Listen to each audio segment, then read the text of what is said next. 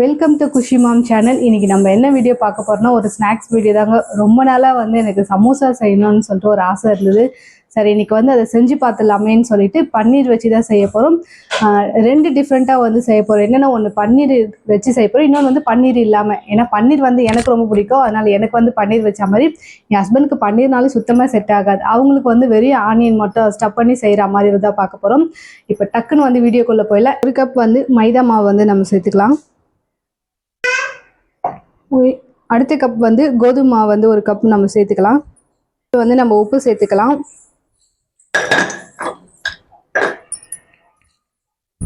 ஒரு ஸ்பூன். நான் ஒரு 10 சமோசா வந்தால் போதும், அந்த அளவுக்கு தான் பண்ணுறது. ஏன்னா ஆயில் ஐட்டம் அதிகமாக நாங்கள் சாப்பிட மாட்டோம். சும்மா கொஞ்சமாக செய்யலாம் அப்படின்ட்டு. எனக்கு பன்னீர்னாலே கொஞ்சம் அதிகமாக செஞ்சாலும் சாப்பிடுவேன். ஸோ மாவு ரெடி பண்ணி வச்சாச்சு. இப்போ இதுக்கு ஸ்டஃபிங்க்கு என்னென்னு சொல்லிட்டு நம்ம இப்போ பார்த்துக்கலாம். ஸ்டஃபிங்க்கான பொருள் வெங்காயம், பச்சை மிளகாய், கொத்தமல்லி, இஞ்சி. நான் இஞ்சி ஃபஸ்ட்டே பொடிசா, ரொம்ப பொடிசாக சாப் பண்ணி வச்சுருக்கேன். பார்த்தீங்கன்னா தெரியும். ஏன்னா நம்மளுக்கு சாப்பிடும் போது கடிப்பட சொல்ல இஞ்சி ஒரு மாதிரி கசக்கும். ஸோ இதுவே கசப்புன்றதே தெரியாது, அதனால நல்லா சாப்பிட்லாம். இப்போ வெங்காயம், பச்சை மிளகாய் ரொம்ப பொடிசாக சாப் பண்ணி டக்குன்னு எடுத்துக்கலாம்.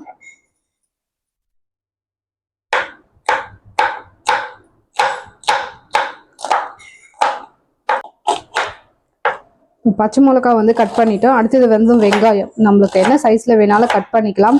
நான் கொஞ்சம் பொடிசா, ஏன்னா என் ஹஸ்பண்டுக்கு இந்த வெங்காயம் கடிப்பட்டாலே ரொம்ப கஷ்டப்படுவாங்க கடிச்சு சாப்பிட்றது கூட. ஸோ அதனால இந்த அளவுக்கு மீடியமாக நான் கட் பண்ணி எடுத்துக்கிறேன்.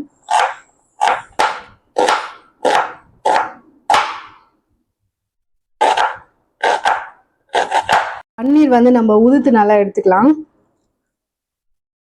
ஸோ எனக்கு மட்டும்தான் பண்ணின்றதுனால நான் பாதி தான் கட் பண்ணி எடுத்துக்கிட்டேன். மீதி எடுத்து வச்சாச்சு. அதை வச்சு சப்பாத்தியில் ரோல் பண்ணி வச்சு சாப்பிட்ற மாதிரி அப்படின்ட்டு.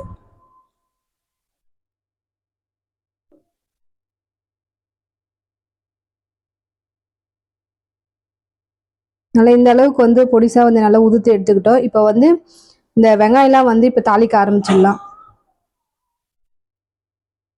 இப்போ தாளிக்கிறதுக்கு நம்ம அடுப்பு பற்ற வச்சுட்டு ஃப்ரை பேன் டக்குன்னு வச்சிடலாம்.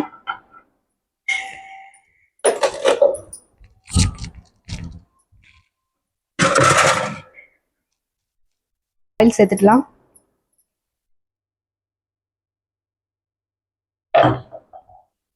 ஆயில் சூடானதுமே கொஞ்சமா ஒரு அரை ஸ்பூன் அளவுக்கு நம்ம சோம்பு சேர்த்துக்கலாம்.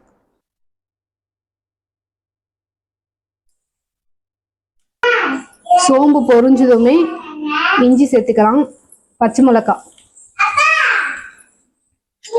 இது ரெண்டுத்தையும் ஒரு வாட்டி நல்லா மிக்ஸ் பண்ணி விட்டுடலாம். எண்ணெயிலே லைட்டாக ஃப்ரை ஆனதுமே கட் பண்ணி வச்ச வெங்காயம் ஃபுல்லாக சேர்த்துக்கலாம்.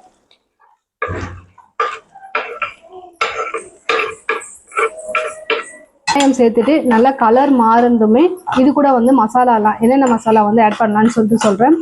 வெங்காயம் கலர் மாற அளவுக்கு நல்லா வதக்கி எடுத்துக்கலாம்.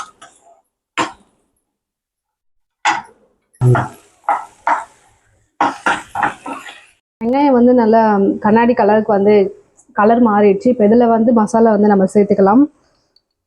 1/4 ஸ்பூன் மஞ்சள்தூள் நான் சேர்த்துக்கிட்டேன்.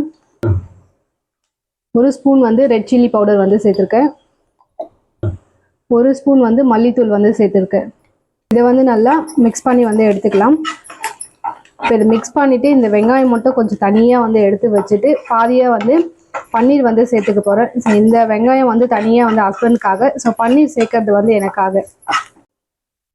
லாஸ்ட்டாக 1 ஸ்பூன் கரம் மசாலா சேர்த்துக்கலாம். இதில் 1/4 ஸ்பூன் அளவுக்கு உப்பு சேர்த்துக்கலாம்.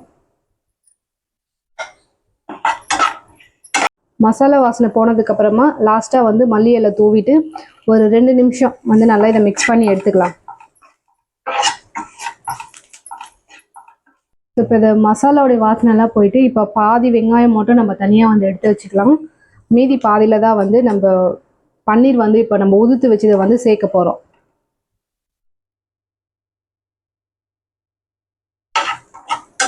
ஸோ இந்த அளவுக்கு ஒரு 4 சமோசா வர அளவுக்கு நான் வெங்காயம் எடுத்து வச்சுருக்கேன்.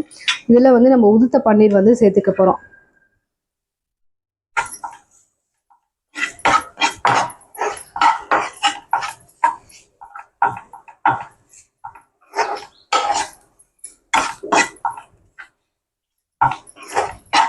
இப்போ மசாலாவும் ரெடி ஆகிடுச்சு.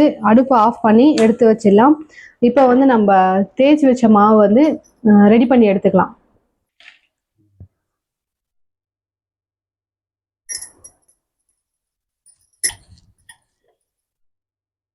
ரொம்ப மெலிசாவும் இல்லாமல் ரொம்ப தின்னாவும் இல்லாமல் கொஞ்சம் மீடியம் அளவுக்கு வந்து நம்ம தேய்ச்சி வந்து எடுத்துக்கலாம்.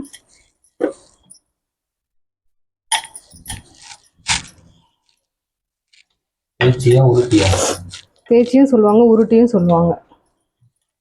இந்த திக்னஸ் வந்து இருந்தால் போதும். ரொம்ப வந்து திக்னஸாக இருக்கணும்னு இல்லை, இந்த அளவுக்கு இருந்தால் போதும். இப்போ அந்த கத்தியில் வந்து நம்ம அழகாக கட் பண்ணி வந்து எடுத்துக்கலாம். வந்து ஸோ இந்த மாதிரி வந்து நீட்டாக வந்து கட் பண்ணிக்கலாம். இந்த மாதிரி வந்து கட் பண்ணோம்னா கொஞ்சம் டக்குன்னு வந்து வேலை முடியும். ஃபோல்டு பண்ணுறதுக்கும் நல்லா ஈஸியாக இருக்கும்.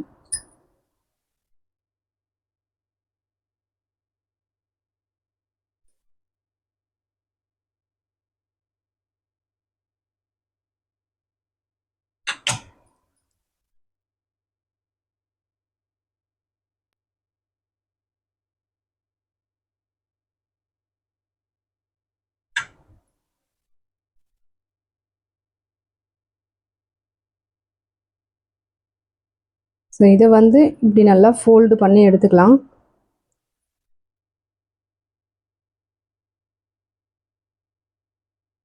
இந்த சென்டர் வந்து இப்படி நல்லா 2 பக்கமும் ப்ரெஸ் பண்ணி விட்டோம்னா சமோசா வந்து ரெடி ஆகிடும்.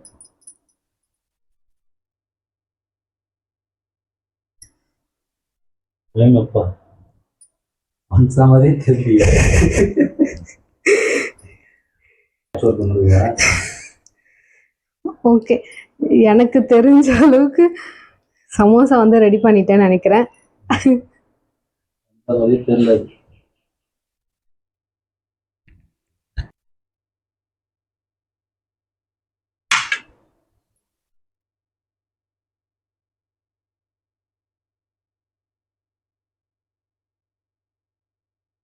எனக்கு சமோசாவோட ஷேப் மட்டும் சரியாகவே வரல. என் ஹஸ்பண்ட் வேணா ரொம்ப ஓட்டிகிட்டே இருக்காங்க, இது வந்து சமோசாவா அப்படின்ட்டு. சரி, இந்த மாதிரி பண்ணால் கொஞ்சம் ஈஸியாக முடியுமேன்னு சொல்லிட்டு நான் இந்த மெத்தட் வந்து பண்ணேன். பட் லைட்டாக எல்லாம் ரொம்ப சொதப்பிடுச்சு சமோசாவோட ஷேப்பே.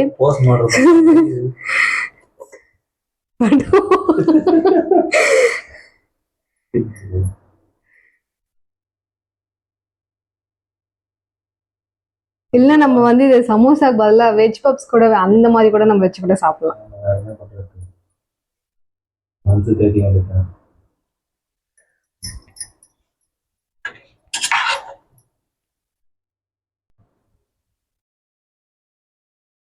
நான் பண்ணது சமோசா மாதிரி வரலன்னு சொல்லிட்டு என் ஹஸ்பண்ட் தான் வந்து இப்போ ட்ரை பண்ணுறாங்க.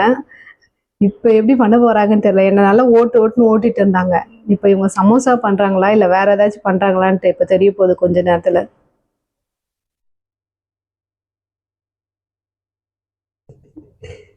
சம்சா இல்லை, வெஜ் பப்ஸ்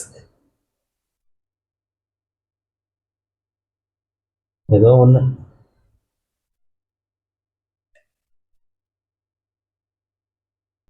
இப்போ சமோசா வந்து எண்ணெயில் போட்டு பொரிச்சு எடுத்துடலாம்.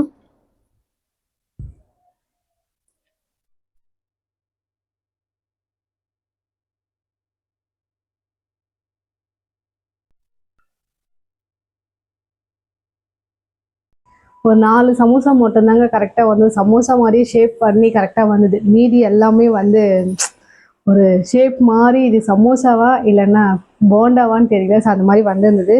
இதை சாப்பிட்டுட்டு டேஸ்ட் எப்படி இருக்குன்னு சொல்லிட்டு உங்களுக்கு கண்டிப்பாக சொல்கிறேன்.